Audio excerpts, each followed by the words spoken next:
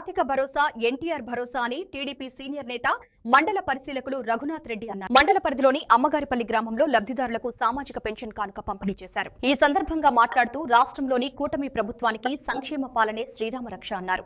ఎన్నికల్లో చెప్పిన సూపర్ 6 హామీలు అమలు చేస్తున్నారన్నారు. ఓ పక్క అభివృద్ధి, మరోవైపు ప్రజా సంక్షేమే దిశగా పాలన సాగుతోందన్నారు.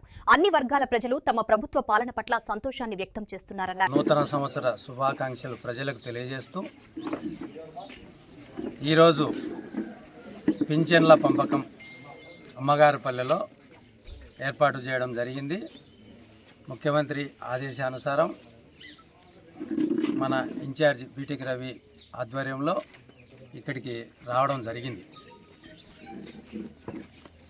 ప్రతి గ్రామంలో 1వ తారీఖున ప్రతి ఒక్కరికి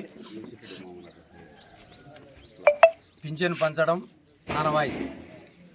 ఈరోజు ఇక్కడికి రావడం ఒక ప్రత్యేకత. గతంలో మన ఈశ్వరెడ్డి అన్న పార్టీలో చేరుతూ ఉంటే ఈ గ్రామం చాలా మంచి గ్రామం.